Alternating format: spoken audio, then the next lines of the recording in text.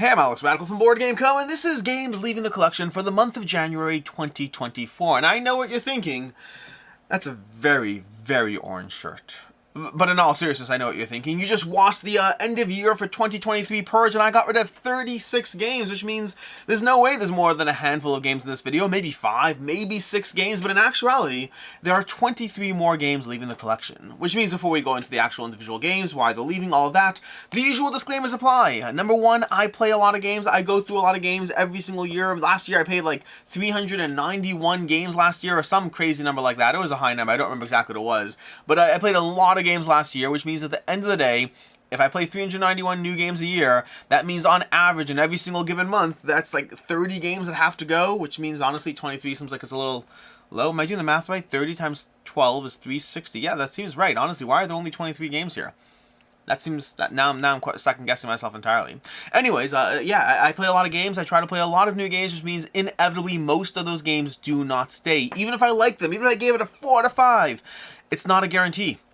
At the end of the day, with games coming out all the time, with great games coming out all the time, I can only keep a handful of the games that I cover every single year, which means to a certain extent the default should be that most games are going. Some will stick around, but most games are going. And then inevitably I always pick games from my collection that have stuck around for a while that I give a bit of a stinky eye to, and those games leave. And honestly, I don't think there's a lot of that in this video, because those mostly I got rid of most of those in my end of year purge. If you missed that, I'll link it down below. Make sure to go ahead and watch that purge. But again, remember, I play a lot of games, so even if I reviewed a game and liked a game, sometimes they still do leave.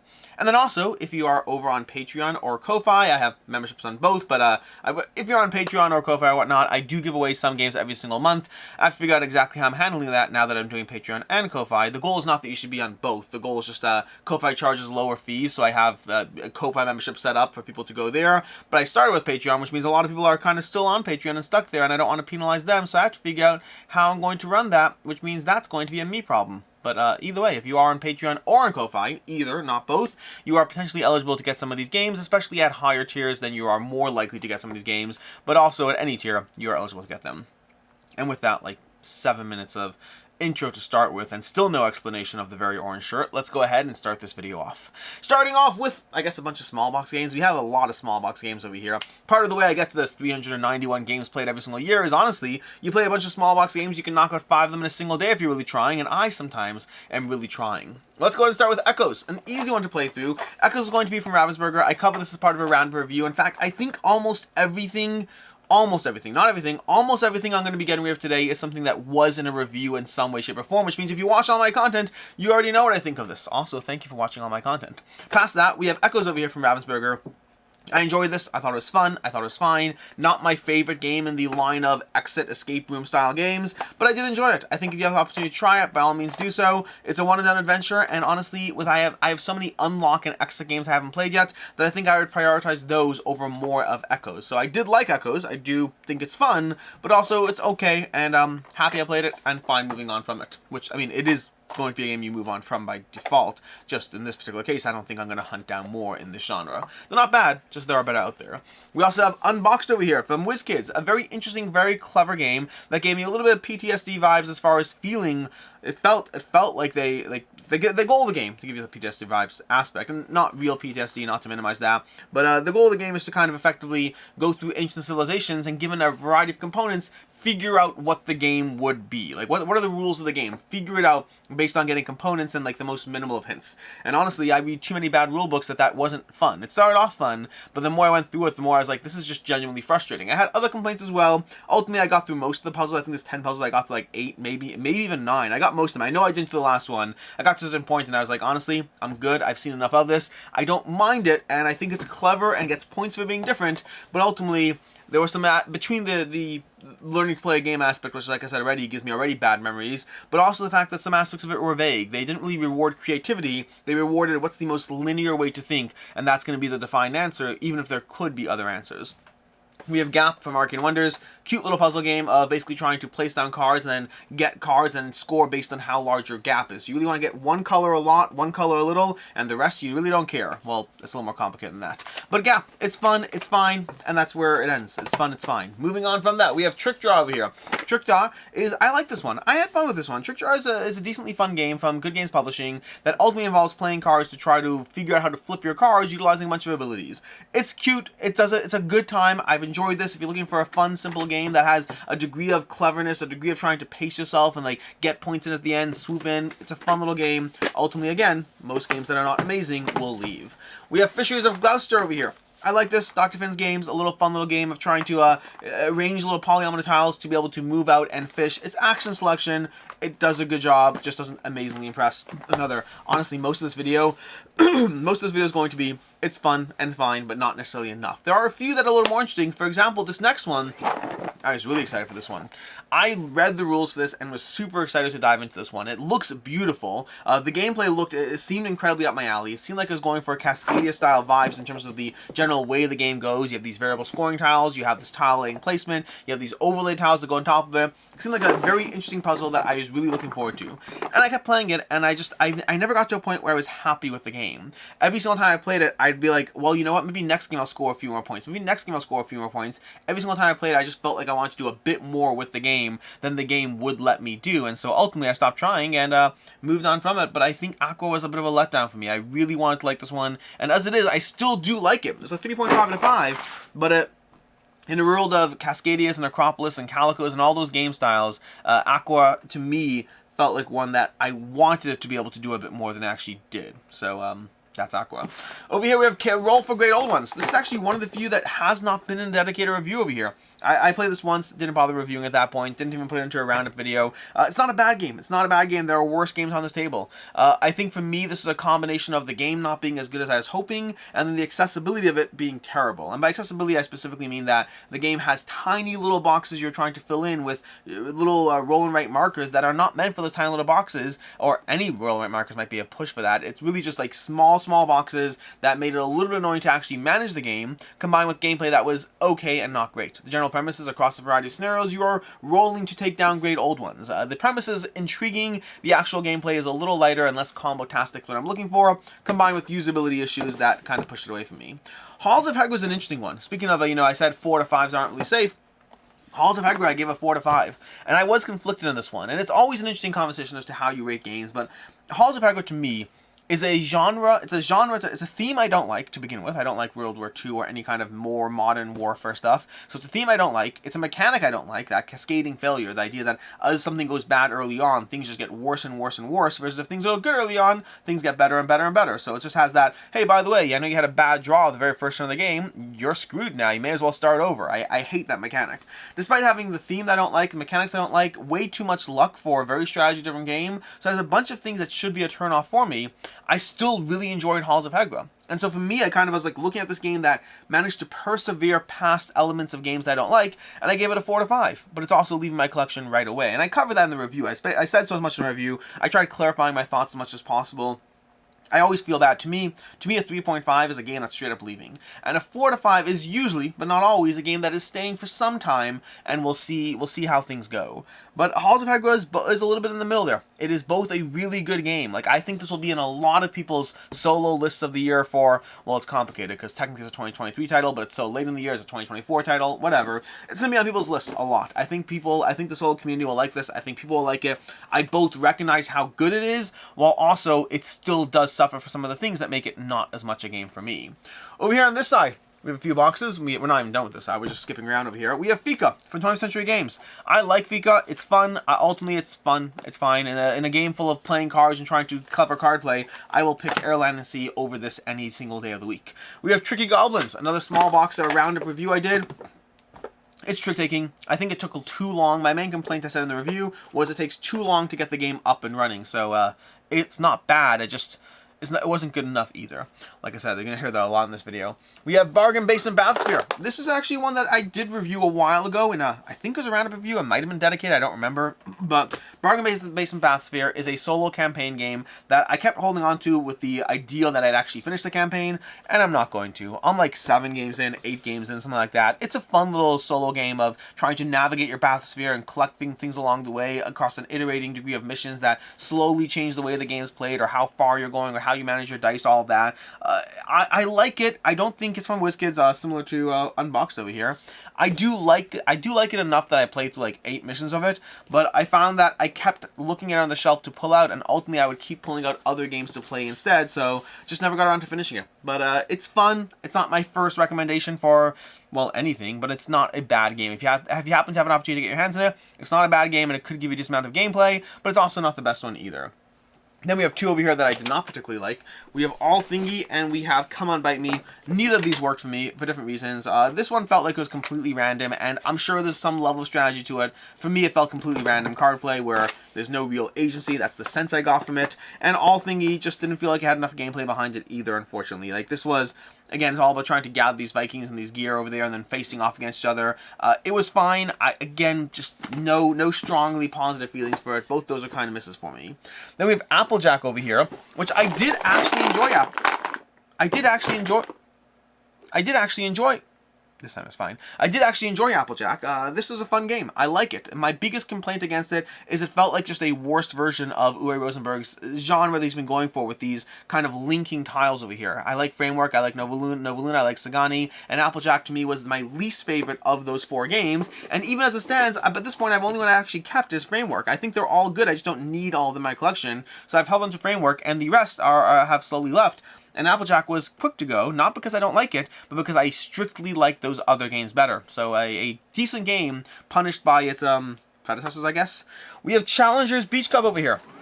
This one I enjoy as well. Ultimately, I think it's a game that I have fun with. I'm happy to play it on Board Game Arena, though, when I really want to play it. It's less shuffling and whatnot. They have the old one, not the new one on Board Game Arena. But ultimately, this one, to me, is a fun game that is not amazing. I enjoy what Challengers are trying to do. I like the fact that it's the first auto-battler in the board game space, and I'm curious to see what comes next. In fact, I believe there's an upcoming crowdfunding campaign of stuff coming next, so like there's more stuff coming for that genre.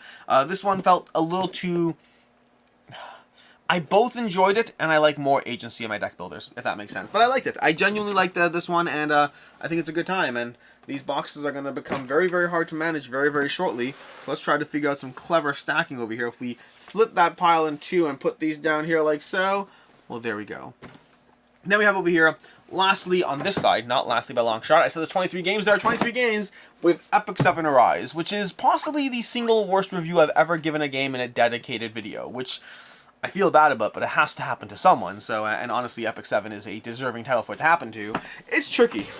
One of the things that's always a conversation in any board game channel, but definitely, I mean, in most board game channels, I think it's a conversation, and definitely true over here as well, which is the nature and the bias towards positivity. Why are most channels more positive when they're reviewing games, and people are rarely willing to tell it like it is? And I have several answers that I go through. I've done full videos on the subject. I will do full videos again on the subject. But for right now, the short version that we'll do in this video over here is people who are not covering games they know they won't like are likely playing good games. Not necessarily great games, but likely playing good games. If you as a consumer, and I am at the end of the day a consumer, I am someone who sees a bunch of games people offer to me, I say no to most of them. That's not true, not most of them. I say no to maybe half of the games I get offered. And then from there, the rest of the ones I said yes to, are usually ones that I had an interest in. They looked interesting. They're from an established publisher. There's a bunch of things that check out as far as why a game might be for me.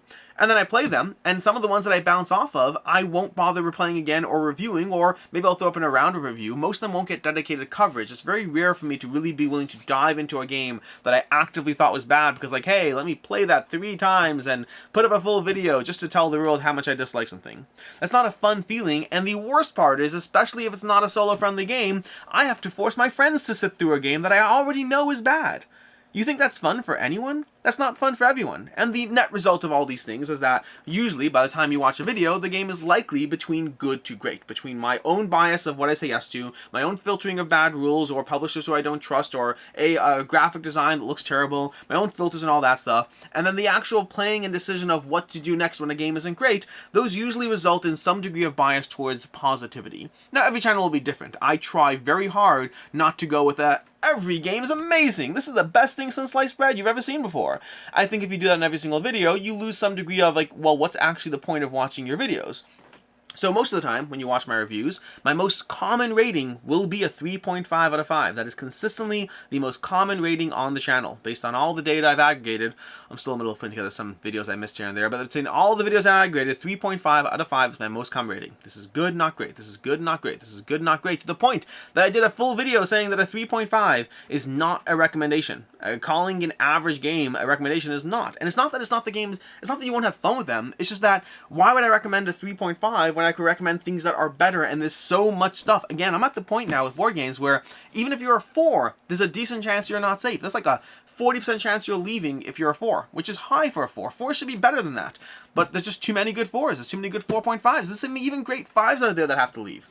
Anyways, my point is that getting dedicated reviews on, hey, that game was really bad, and let me tell you about it, it's just not going to happen a lot. But Epic 7 was something special. I played this a few times, but first of all, my first plays were cooperative, my subsequent plays were solo. See previously mentioned point where I am unwilling to subject my friends to games that I actively know are bad already. But then past that, it's just not good. It's just not good.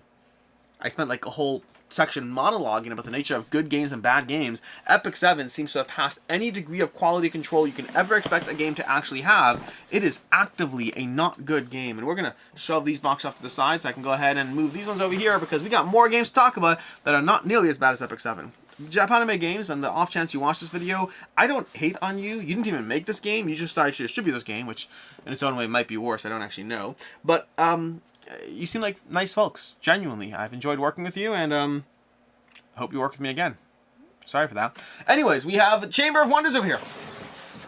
It's going to scratch on my table. Chamber of Wonders in this giant box over here. This is a deluxe version of a game. I debate on this one a lot because this is the nicest version you can possibly get of this game, and this is where I'm happy that Level Up a Treat exists, because this will be going out to Level Up a Treat, where honestly by the time you're watching this video, I say it's for January.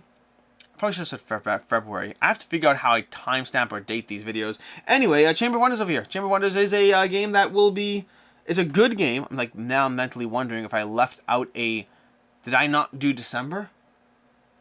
I'm wondering if I skipped a month in my purge stuff anyway. Anyways, games leaving the collection. So, Chamber of Wonders. Chamber of Wonders is a good game that I actively enjoy from Ludus Magnus Studios. But I don't love it. I think it's a good set collection game. And this is a very premium version of the game that almost had me wanting to keep it just because of this premium version. Ultimately, I'm going to be putting this into Level Up a Treat library where I can basically pretend that I still own it and leave it there instead. So, you can check that out if you are going at Level Up a Treat. And give me a second while I grab this stack of games and bring it closer, because otherwise I can't talk about how Stool Pigeon was okay, but I'd rather play, what was it called again? Oh my gosh, Scram. I'd rather play Scram any day of the week. I think Stool Pigeon gives me the same vibes as Scram does, and I just prefer Scram. We also have Art Robbery, which felt way too random as far as just ultimately just, placing tiles and gathering treasure and trying to block each other. It felt very chaotic. It did not, actually, I think it's a Knizia title. Yeah, it's a Knizia title. It did not feel like a Knizia title. Usually Knizia titles to me feel like Knizia titles. This one did not. It felt not great. Then we have Time Division over here. Lots of promise in this one from Heidelbar, from CG. Lots of promise in this one. I liked a lot of elements of the gameplay, but ultimately this one dies some way too much iconography, way too much obfuscating from the actual gameplay. I feel like there's a really good game in here for people who... Is it upside down? I can't tell if it's upside down. It's like, it's not clear if it's upside down. This box is meant for me. This box is meant... There we go. Now it's right side up. But past that, Heidelbar over here, this one, or Time Division. Time Division is a game that ultimately has two players going head-to-head, reading through a bunch of iconography to try to figure out what their cards do. And then after you do that, there's actually a pretty good game here. I think there's genuinely a good game here. It's just obfuscated by bad iconography and just way too similar iconography. So, again, complaints abound. We have Robot Quest Arena, which is a good game that I enjoy, and that's where it kind of caps out for me. There's a million deck building games. There's a million skirmish games. I think Robot Quest Arena is charming beyond belief. Adorable, cute little robots, and a lot of people have really enjoyed this. For me, I think it's fine. Nothing wrong with it. A solid 3 out of 5 for me. Like, it's not, it doesn't it doesn't pull me in the way I would want this one to. And I was very excited for this one multiple times because I know people have really enjoyed this one. Not for me. Although, it's not bad. It's not bad. It's just, again, not great either. We have Lands of Galzyr, which this is another one that is, this is a very ambitious, very cool game that I think is worth trying out if you have the opportunity to try it out. Like, go to a convention sometime, play it there if you have the chance.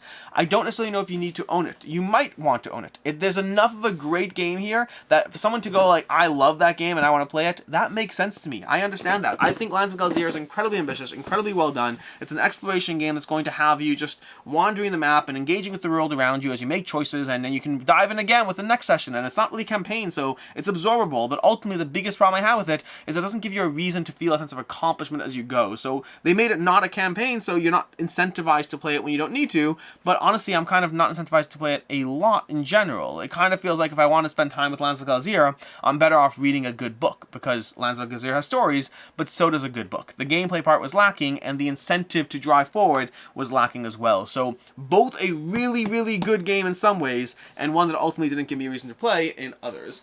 And then lastly on this list over here, which I can't really reach over here, too many games this week, too many games. We have Exoworld Survival. This is coming to you from Starling Games, and I thought it's fine. It seems to be about moving tracks up and down as you try to survive. That's the whole nature of the name, the survival part. But ultimately it felt like, why would I ever play this over Pandemic, or over The Loop, or over any halfway decent cooperative game? This is not a bad game, it just wasn't a particularly good game. It's okay. Honestly, like it's not even a 3.5. It's like a lower than that. It's okay. It's not the worst. That's the credence I can give this one. But genuinely, play Pandemic, play The Loop, play so many other cooperative games before you play Exoworld Survival. And that's basically this month's games leaving the collection. We got 23 games, a whole bunch of things slowly leaving, and some good games in here, some really good games, and well, one or two really good games, a lot of decent games, and then a lot of games that honestly were not that great. There were a lot of roundup reviews where I was catching up from games that just didn't impress me enough. So I managed to shove a whole bunch of these into, like, reviews of 6 games. 6 small box games for you.